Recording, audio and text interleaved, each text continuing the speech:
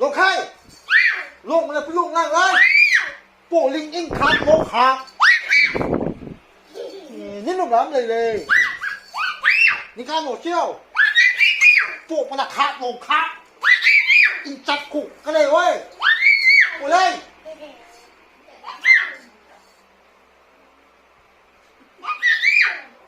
น่าพามาดูมุกตะมอกตัวเล็กเลยเฮ้ย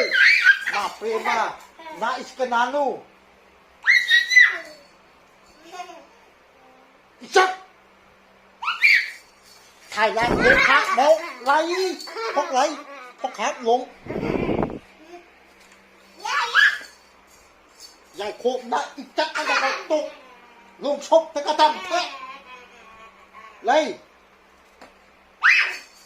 อีกแค่นั้นก็เร็วป่อยบังมาเลยนะปุดีนะขา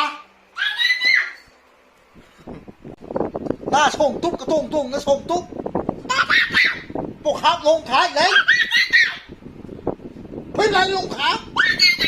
นี่มันพลางกระตุ้งมาเร็วอยู่เร่พวกมาได้ลงคงข้าวโอ้ยเดี๋ยวพวกขาดนุ่งมาละที่เชฟพวกขาดนะป่อยปกครับ